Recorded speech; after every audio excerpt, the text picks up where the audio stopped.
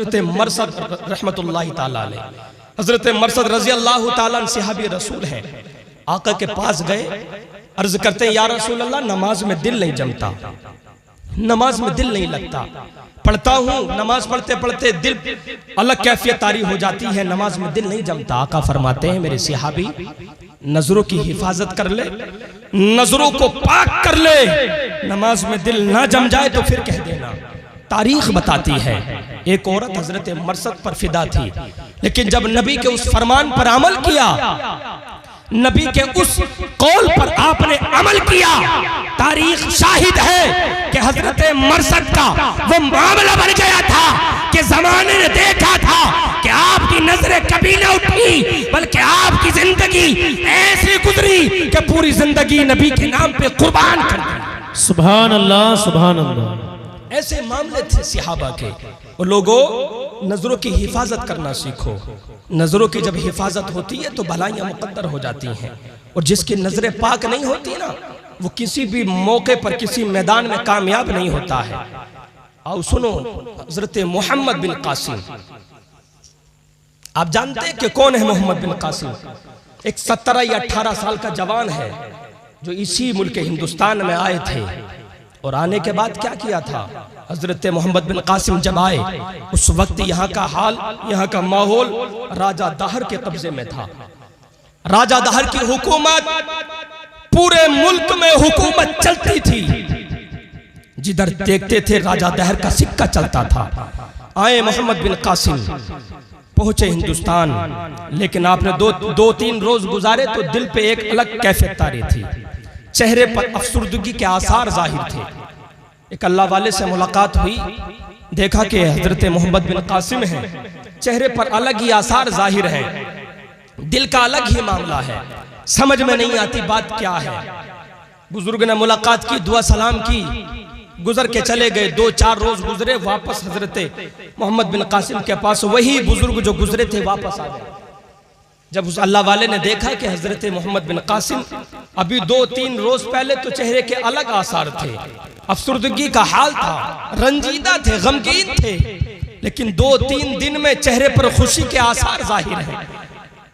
उस अल्लाह वाले ने पूछा, ए मोहम्मद बिन कासिम, बात समझ में नहीं आती, क्या मामला है? अभी देखा था तो अलग मामला था, अब 2-3 दिन के बाद देख रहा हूं तो अलग तासुरात पेश होते हैं। हज़रत मोहम्मद बिन कासिम ने पूछा, आप फरमाते हैं कि अल्लाह वाले, मामला यह है, जब मैं यहाँ आया था मुझे डर था, मैं एक अलग मुल्क से था, अलग इलाके से था, मैं यहाँ के रास्तों को नहीं जानता था, मुझे अल्लाह के रसूल के दीन की तबलीग करनी थी, मुझे नहीं मालूम था कि यहाँ का हाल क्या है, मुझे नहीं मालूम था यहाँ के रास्ते कैसे हैं, मुझे नहीं मालूम था यहाँ के इलाके कैसे हैं। फिर अब क्या हुआ? तो हजरत मोहम्मद बिन कासिम फरमाते हैं कि मैंने देखा, मैंने जायजा लिया, मैंने ये पहचाना है, मैंने ये अनुभव किया है कि यहाँ जिसकी हुकूमत है, जिसको राजा दाहर कहते हैं, वो नजर का पाक नहीं, वो दिल का पाकीज़ा नहीं, उसकी नजर भी साफ नहीं है, उसका दिल भी साफ नहीं है, उसकी नजर तो इतनी खराब है कि वो अपने इलाके की लड़कियों पर गंदी नजरों को रखता है, अपनी बहन बेटियों पर गलत नजरों को रखता है। ऐ अल्लाह वाले सुन लो, मैंने ये नबी से सुना है, मैंने ये हदीसों को पढ़ के उलमा से सुना है कि जब किसी की नजर बुराई की तरफ उठती है तो वो किसी मैदान में कामयाब होना तो बड़ी दूर की बात है, जब वो चलता है तो बुराई मुकद्दर बनती है, जब वो पढ़ता है तो हार मुकद्दर बनती है। ए अल्लाह वाले, मैं अफसुर्दा इसलिए था कि मुझे मालूम नहीं था, लेकिन अब खुश इसलिए हूँ कि मुझे पता चल गया कि राजा दाहर कोई ऐसा नहीं, बल्कि वो नजर का गंदा, दिल का नापाक है।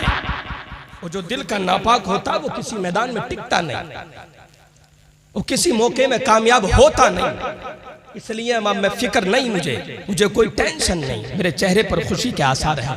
वो नौजवानों, दर्स यही है कि अपने नजरों को साफ करें, दिल को साफ करें।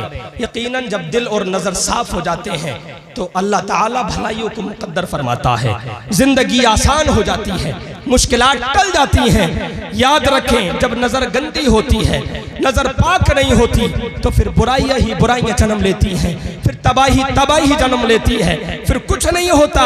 इसलिए जरूरी है कि जब हम नजर को पाक करें, साथ में हमारा दिल भी पाक होना चाहिए। इसलिए कि जब दिल पाक होता है, पूरा वजूद पाक हो जाता है। दिल तो मरकज है बॉडी का, दिल मरकज है। वो लोगों, ये एक पहलू। दूसरा पहलू ये कि जुल्म और ज्यादती से बचे, जुल्म और ज्यादती से बचे, किसी पर जुल्म ना होने पाए, किसी पर ज्यादती ना होने पाए। आज का मामला तो यह है कि जब किसी आपस में लड़ाई झगड़े हो जाते हैं ना, तो ज्यादती और जुल्म इतने होते हैं कि आदमी जहां तक कोशिश करता है वहां तक जुल्म करने की सोचता है।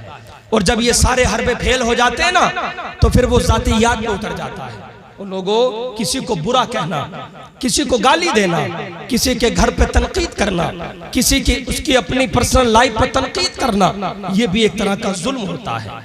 ये भी एक तरह का एक जबर है, जुल्म है। याद रखें, जुल्म वो नहीं होता कि अपने हाथ से किसी को मारा जाए, जुल्म वो भी होता है कि अपने हाथ के साथ जबान से किसी को कुछ कहा जाए। इसलिए जरूरी है कि जब नजर पाक हो जाए, दिल पाक हो जाए, तो किसी पे जुल्म भी ना करना, किसी पे ज्यादती मत करना। इसलिए कि जब जुल्म और ज्यादती से बच जाओगे तो अल्लाह ताला तुम्हारे लिए भलाइयों को लिख देगा। और बचना कैसे है? बचना किस तरीके से होता है? बचना ऐसा हो कि बिल्कुल किसी पे जुल्म ना हो। ईरान का बादशाह, उसने अपने बेटे को एक आलिम साहब के पास पढ़ने के लिए भेजा। जब भेज दिया, हजरत ने तमाम उलूम और फनून से उसे माहिर बना दिया। वक्त गुजर गया, एक आलिम रब्बानी बना दिया। चले गए अपने घर, दस्तार बंदी हुई, अपने घर पहुंच गए। थोड़ी तवज्जो इधर रखें, बात को समेट रहे हैं, वक्त की रात छोटी है और वक्त भी कम है, इसलिए आपको भी दो खिताब और सुनने। ईरान के बादशाह ने भेजा अपने बेटे को एक आलिम साहब के पास पढ़ने के लिए, भेज दिया।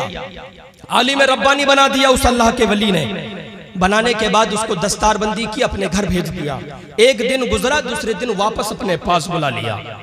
बुलाने के बाद कोई गलती नहीं, कोई खता नहीं, कोई मामला नहीं। उन उस्ताद ने उस बच्चे को इतना मारा कि बेतहाशा मारा। ऐसे कोड़े बरसाए कि जिस्म से खून के फव्वारे बहने लगे। ऐसे पिटाई की कि उसकी पूरी बॉडी लहूलुहान हो गई। ऐसी तकलीफ दी, अल्लाह अकबर, बगैर गलती के किसी को मार दिया। और चूंकि राजा का बेटा था, अपने बाप के पास पहुंचा। पहुंचने के बाद शिकायत दर्ज की, ए वालिदे मोहतरम, मेरी तो कोई गलती भी नहीं, मेरी तो कोई खता भी नहीं, मेरा कोई ऐब भी नहीं, मैं इतने दिनों से पढ़ता रहा, कभी नहीं मारा, लेकिन आज बगैर गलती के मार दिया, बगैर किसी खता के। मेरा कोई जुर्म नहीं, मेरी कोई गलती नहीं, फिर भी मुझ पे इतना तशद्दुद, इतना जुल्म, इतनी मेरी पिटाई हुई, क्या वजह है? चूंकि वो पुराना दौर था, अब वो दौर नहीं है। अब अगर कोई किसी को इतना मार दे तो फिर खैरियत थोड़ी है किसी की। इसलिए वो एक अलग मसला था, वो पुराना दौर था। चूंकि बादशाह था, उसने अपने बेटे का हाल देखा तो ये कह के टाल दिया, चलो कोई बात नहीं, मार दिया, उस्ताद थे, कोई बुराई वाली बात नहीं है, मार दिया, कोई बुराई नहीं, तुम्हारे उस्ताद है। अल्लाह अकबर, अपने घर में बिठा लिया।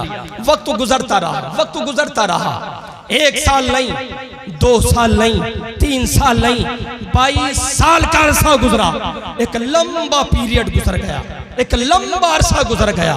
जब 22 साल गुजरे ना, बादशाह का इंतकाल हुआ। अब चूंकि बादशाह के मरने के बाद उसी तख्त पर बेटे को तख्त नशीं होना था, बेटे को तख्त पर बैठना था। बैठ गए तख्त पर। अब जानते हो क्या किया तख्त पर बैठकर?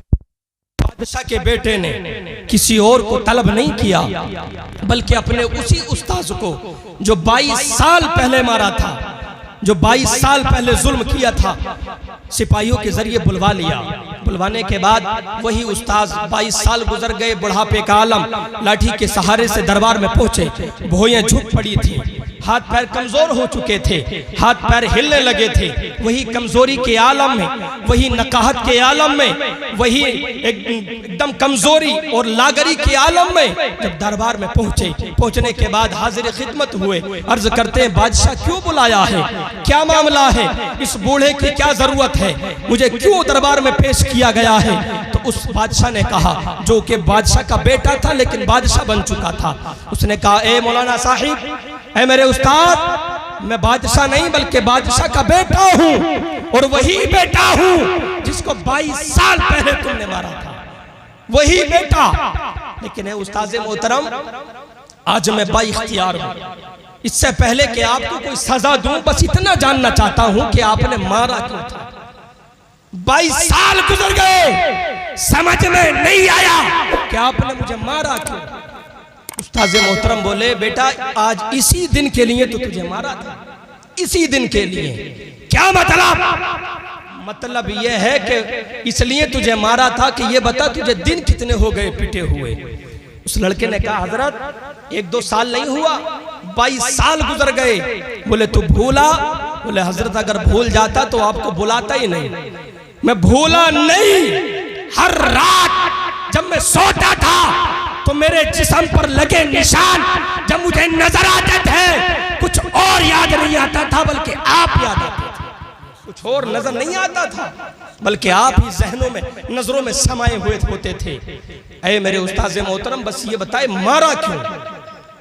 बूढ़े बुजुर्ग ने बोला कि मैंने आज इसी दिन के लिए मारा था। अरे नादान, तेरी एक दिन की पिटाई तो 22 साल तक ना भूल सका। तो वजह जानना चाहता है तो सुन ले, कल तू बेइख्तियार था तो कुछ ना कह सका, आज बाइख्तियार है तो सुन, इसलिए मारा। जब तू बादशाह बनेगा, मैं जानता था, मैंने रब से दुआ मांगी थी, परवरदिगारा एक दिन वो भी लाना कि मैं वो दिन देख सकूं कि मेरा शागिर्द बादशाह बनने के बाद क्या अमल अंजाम देता है। अल्लाह ने मेरी दुआ को कबूल किया, मेरी मुराद पूरी हो गई, मेरी तमन्ना पूरी हो गई। ऐ बादशाह सुन ले, मैंने इसी दिन के लिए तुझे मारा था कि कहीं ऐसा ना हो कि जब तू बादशाह बन जाए, जब तू बाइख्तियार हो जाए तो किसी पे जुल्म ना हो जाए। अरे नादान सुन ले, तू एक दिन का जुल्म को भूल ना सका तो अगर तूने अपनी कौम पर, अपनी रियाया पर अगर जुल्म कर दिया तो सुबह कयामत तक कौम भूल नहीं सकती। और ये तो दुनिया का मसला है, ये तो दुनिया का मामला है। कल जब मौला के सामने पहुंचोगे, कल जब अल्लाह के सामने पेशी होगी, रब के सामने हाजिरी होगी, तो वहां तो जितने बेइख्तियार थे सारे के सारे बाइख्तियार बन जाएंगे। और लोग ये कहेंगे, वो दुनिया थी जहां खुलने न देते थे ज़बां मेरी। ये वही लोग जो दुनिया में मजलूम होते हैं, जो दुनिया में सताए जाते हैं, ये वही लोग कहेंगे, ए लोगों सुनो, ये वही लोग जो दुनिया के मजलूम थे मैदान महशर में कहेंगे कि वो दुनिया थी जहां खुलने न देते थे ज़बां मेरी। ये महशर है, यहाँ पे सुनना पड़ेगी दास्तां मेरी। वहां तो सबकी चलेगी, मजलूमों की बिल्कुल सुनी जाएगी। इसलिए याद रखें प्यारे, किसी पर जुल्म ना होने पाए, किसी पर ज्यादती ना होने पाए। अपनी जिंदगी को ऐसे गुजारो कि बिल्कुल जुल्म और जबर से बरी हो।